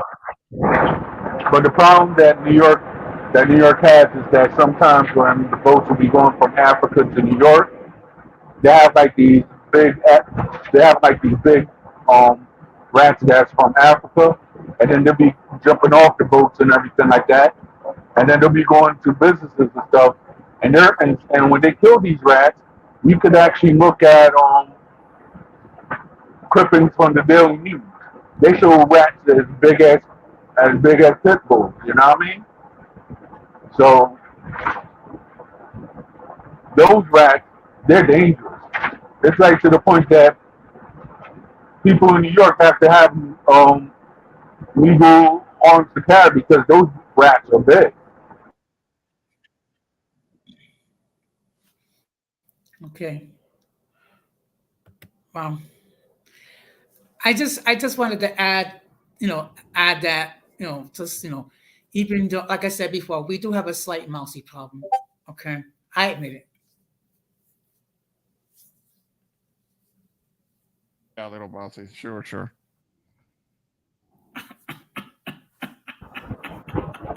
Ramon, But Going on. all right. What is your thoughts on that rapper 6ix9ine? Oh, 6ix9ine, big rat. Not much else. I mean, as big as a rat as the rest that encounter Jose. I mean, nothing good come out of it. I mean, it's just a big. Can you mute? Can you mute up because I'm hearing all this. Okay. Um, nothing good. Nothing good about him. I mean, it's just a hella rat. Rat, snitch. Nothing honorable about the dude.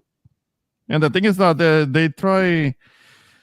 He tries to buy his way into somewhat of respectability, and for whatever reason he has fans. I don't know why. I don't know why. But yeah.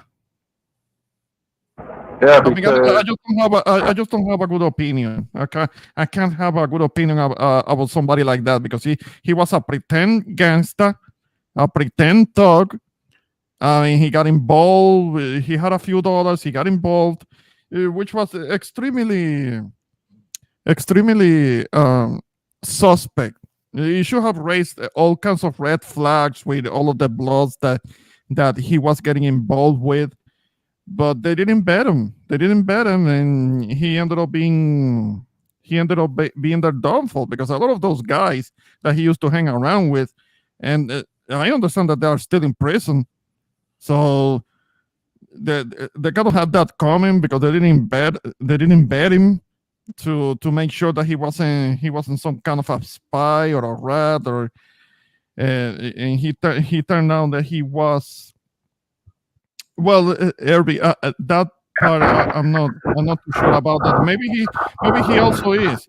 But the thing is that he ended up being a government's witness when he got in trouble and he was facing some jail time. He started singing like a canary. That is not doesn't have any credibility, and he walked away out of federal charges. So one can imagine all the names that he said, all the people that he put on the spot, that put on blast, that ended up getting in prison because of him talking. So it's just the level of it, and that has something to do with him getting beat up in Florida. And I know that there is kind of like this personality in Puerto Rico that interview him, and I was the one who was like, this rat, the slang term that we use in Puerto Rico for a rat, which is chota. This is a chota, this is a chota, chota, rat. Yeah, they put a lot of people on the spot to get them in jail. Fuck them. Like, nah, nah, nah, nah. Yeah, because in Dominican Republic right now, it was like Tommy went up and was the rapper named Tommy went up and told another rapper by the name of Orochi Arede not to do a Uh, song with him. So he went up and banned him from doing the song because Tommy and Orochi they belong to the same organization, which I'm not going to say here. So I guess he banned him from 6ix9ine getting money in the Dominican Republic. But now, mhm. 6ix9ine went up and made a song with the comedian by the name of Bulín 47. And now Alexander is actually saying in the redes sociales that Bulín 47 is a rat just because he went up and made a theme with 6ix9ine. So that's why I wanted to ask like your own thoughts about it, Ramon. He shouldn't be the Dominican Republic. There is this thing with him that he saw before he even got in trouble with the accusations because he was involved into a conspiracy to kill somebody, and that's why he got in trouble. And he started singing like a canary, all of those names, so they will let him walk out. But before that, I remember him going to the Dominican Republic, and he will be trying to buy other people, giving away dollars here and there. So of course they're gonna be treating him like he's special because he shows up with a wad of cash and starts giving away cash. Of course he's gonna be treated well there. But the thing is that somebody like him, he could still be setting himself up to be a target. I mean, if people actually know better about him, because maybe a lot of people don't know in the DR. People don't know who he is. All they know is that he's somebody who's showing up, giving away dollars. Nah, Giving trust me. away After dollars after, to the after all poor. that, all the redes sociales, all they do is talk about 6ix9ine. So people they're on the wear now. So therefore, if 6ix9ine didn't have all that protection up in the Dominican Republic, if he didn't pay all the street dudes in the Dominican Republic, he won't be making a video in the hoods in the Dominican Republic. I could guarantee that. Yeah, yeah. Excuse me. I just want to let you two know that the topic for my next stream will be, has the transgender gone too far? Oh In yeah, I'm going short, to participate in in that. short, yes, yes. That will be that basically all I could say about that. It will be like yes, because they're kind of flexing now, and they're trying to force their own agenda where they don't need it to be forced. I mean, they're trying to force it in schools. They're trying to they're giving they're giving all of these very very inappropriate shows of half naked trannies to little kids, and that's just very inappropriate. That's not something that you do to do with little kids. They are like preschoolers, and they are doing this uh this tranny this tranny strip shows. Like what the fuck? Yeah, they're Well, going too far with it. Well, actually, there is this one person that that this individual, I'm not even going to say that she, because obviously she looks too manly. I mean, she looks like a man in drag, going about saying, Hmm. well, that the transgender need to get their guns, so they'll be able to use the ladies room, and Oh, okay, that. yeah, yeah, yeah. That's somebody who's getting a bit too comfortable, and they think that they can do whatever they they can say whatever they want, not understanding that threats of violence is not a First Amendment right. When you start talking about getting guns and using it on somebody, laying somebody down, when you start talking like that, you are now talking about threats of violence. That's not covered under the First Amendment. That's not a First Amendment right to make threats. Talking about that you are going to commit an act of violence against somebody. That guy needs to be arrested. That guy needs to be charged with Right. making threats of violence because he can't do that. This is my thing. And Thank there's you a very lot much. of people. Shout out to Herbie Go Faith. ahead. Yeah, This if you is can my if you can speak up clearly because you're breaking up. Yeah, because I'm using like these new AirPods or whatever, so I'm still trying to get the hang of it. My wife went up and got me them. So my Uh, thing is like I think that they have gone too far, and then it's to the point that now that they're going too far, they're trying to change scientific biology by all these um all these new things. And then the thing is though, you have certain people that now they're actually calling them the protected class. So I think they have gone too far in certain things. hmm hmm Yeah, yeah. There has to be pushback for that, and the thing is that unfortunately, it was more heterosexual women, biological women, for the most part, that were very supportive of this. It wasn't us. And we were trying to get the warning out, like don't capitulate too much to these guys because they're gonna be wanting to they now they're talking about that they want to get into the women's restrooms, and these are whole man Y chromosome. Like, no, don't let them in. Don't let them in. They can be supportive if they push back against that, but if they themselves promote them talking about that, if they feel like women, then they are women, even though they have a Y chromosome and they have a man parts, there is a danger there. There is a danger there because look at what that tranny that so-called trans was talking about. That they actually wanted to enforce right, their so-called right to be in a female's restroom. They wanted to get now they want to get armed and hurt somebody, shoot somebody. No, no, that's a threat of violence. That's terrorism. I mean, because it's all because of something that is more political and something personal belief that makes it a terrorism. I mean, one day Yeah, I Ramon. was talking to this forum, and then one of them threatened me when I showed my displeasure on what they were actually doing. One of them saying, "Oh, I should get a bat." I'm like, okay, don't be mad at me when I actually use my own fist to protect myself. So Yeah. Yeah. Irby, thank you very much for stopping by. But look, the whole reason behind that, because there's been a lot of chatter in TikTok regarding it. Now, let me make this perfectly clear. Not all transgender women are like this. It does. Unfortunately, we get these nut jobs, and it creates an impression that all of them are like that. And actually, there are even some transgender people that are speaking out against all this crap. Yeah, but the thing is not enough. Not enough of them. Not enough of them are speaking against that. It's kind of like the whole thing with the stereotypes about black women. Unfortunately, there are too many.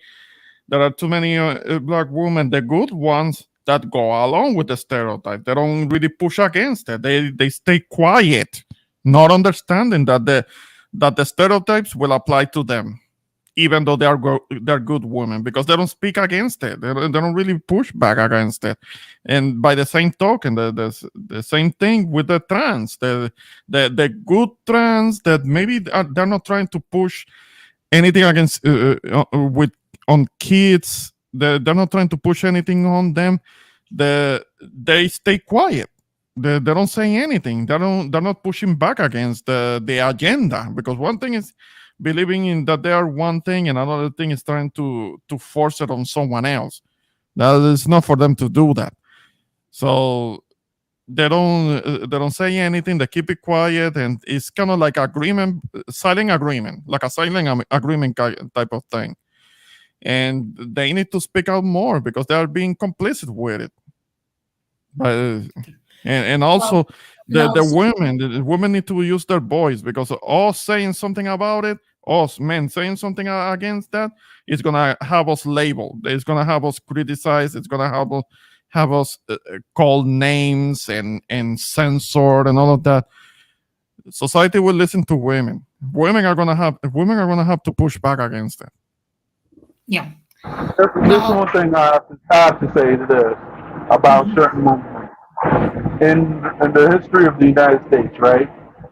I mean, it's to the point that everybody will have fought for their rights to be a protected class, but yet when you actually see certain people that they've been fighting for their rights for so long, but yet now they're not really reaping the benefits for it, and now everybody who's now, I guess, a financial or protected class, but yet always see one group that is not protected or is being disrespected on a daily, or they're just trying to be a come up just because.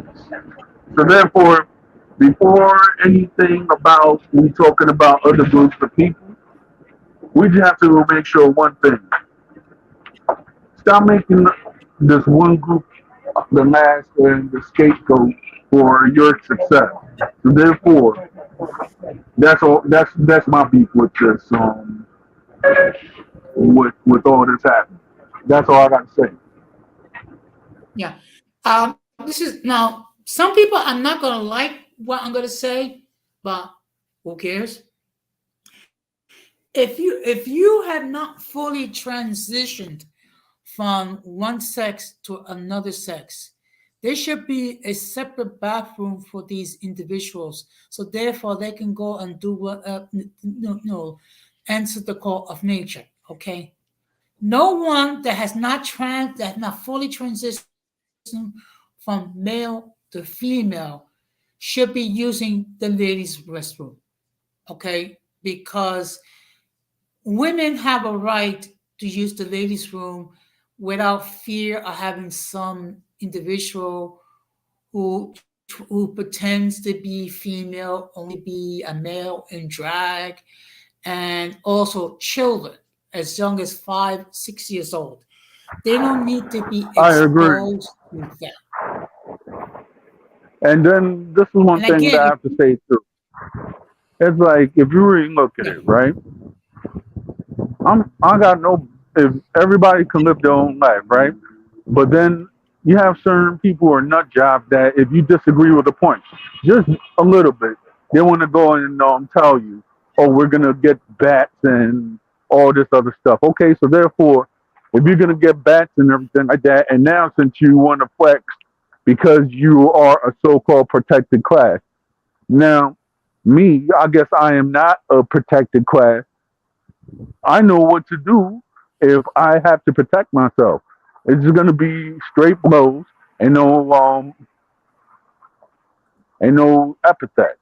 So therefore, I'm just putting it out there for anybody who wants to defend themselves from certain people. Don't use no racial. Don't use no slurs. Dissing a person's sexuality or anything like that. Just defend yourself. So that way, whenever you go to court, a certain group won't say that you was actually discriminating against them, and it was just a case of self-defense.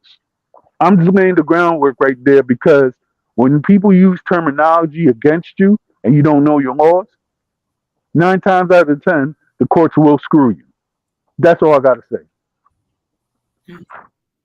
Okay. All right. What I'm gonna do? I'm sorry. Go ahead, Ramon. No, no, no. I was just listening to Armando, what Armando was saying. Yeah. But like I said before, if you're not fully transitioned from one sex to a sex and another sex, you should be using a separate bathroom just for those individuals. Okay, no one that has not fully transitioned to be a female, long they have the male ding dong, should be going into the ladies' room to do their business. And if people don't like me saying it, well, you know what? Block me. Yeah, well, Yeah. I don't have to like it. Yeah. But in any case, what I'm going to do is I'm going to start to wrap this up because I usually try to keep it within 2 hours. First of all, I appreciate all the people that appeared on the chat and all the people that appear on the panel. So now I'm going to start to take closing remarks. So I'm going to go to the latest member of the Golden Spear who wants to go to Alaska in the wintertime with chancletas and a guaravera, who wants to go skiing, who wants to go to Coney Island on January the 1st, who wants to go to Orchard Beach on January the 1st, who wants to be buried in snow. Oh, wait, we have Fulana. Thank you very much for stopping by. The introvert Boricua. Ah, hey, ay, don Jose, don Jose. First of all, I appreciate you letting me be on your panel. I know that I couldn't come up from the very beginning, but this because of the subject, I wanted to be more of a listener on that one. So I didn't want to volunteer too much of a point of view or personal opinion. I just wanted to hear more of Kishelle's story, but she couldn't stay, so we'll see. Maybe we'll get to talk to her again about that. So, hey, but once again, I appreciate you letting me be on your panel. And the subject that you were covering is one that, well, that could apply a little bit to different groups of us because we all have to deal with stereotypes to different degrees, to different levels. But aside from that, hey, appreciate you letting me be on your panel. Uh, and that's it. That's all. That's all I got. And I'm gonna be taking my leave because there is something I have to take care of. Okay, well, thank you very much for stopping by. And again, if you have not done so, ladies and gentlemen, please subscribe to the Introvert Boricua. And Fulana, I actually saw your little stream. You should be doing more content. Yeah, I agree. So now, yeah. So now we're gonna go to Ratput Hindustani Filter Yeah, Box. yes. I was glad to be on your stream. And also, you will get the free softie. No, I'm just messing with you.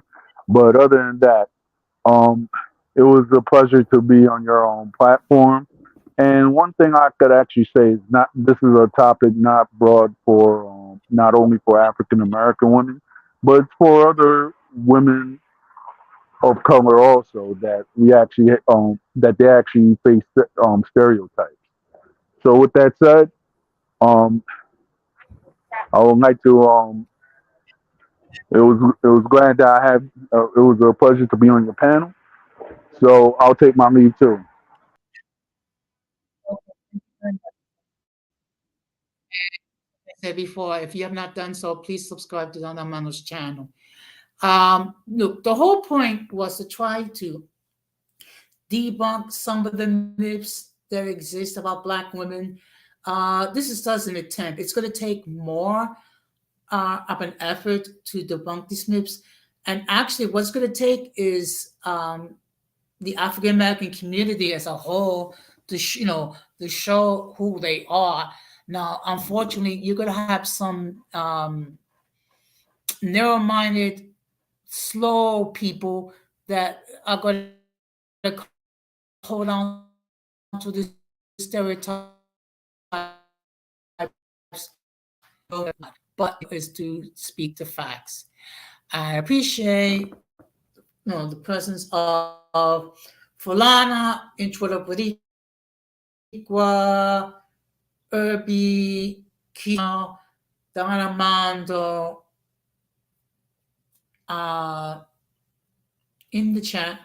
And I appreciate the panel of in the Intro Boricua, the 18th letter, Don Armando and Keisha. So, and the fact that there's still 9 people watching this, I really appreciate all the love and support that you have, shown to me.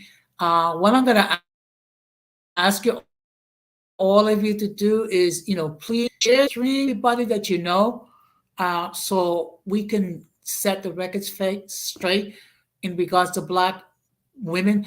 I'm going to be doing these topics more often. One of the things I will be doing is debunking the myths regarding Black men, also debunking the myths regarding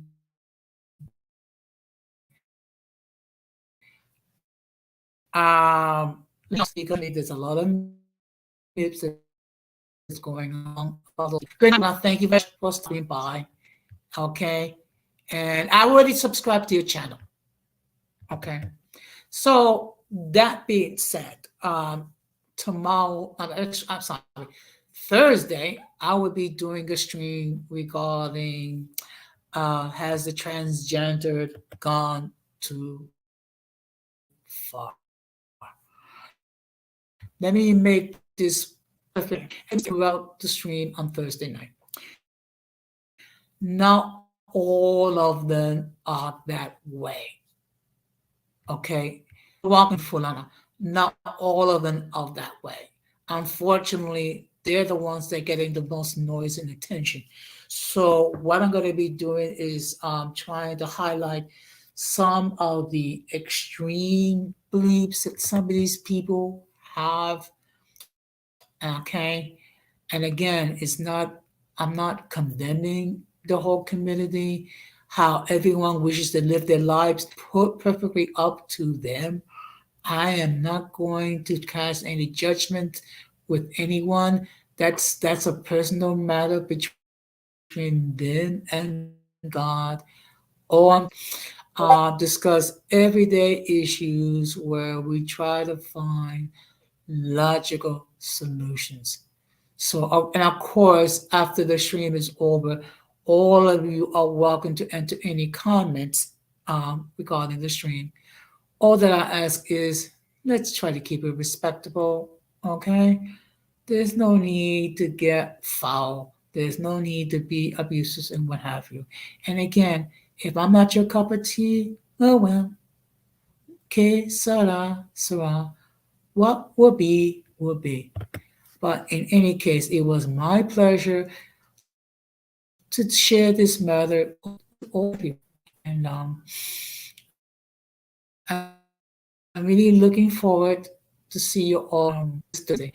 Now, before I go, I just want to let everyone know I'm going to be doing a shout out to the moms on Mother's Day. Some that ladies who are moms will make their presence felt. That being said, this has been another episode of Uncommon Sense with Jose Negron, and I wish all of you a very good night, care, and peace.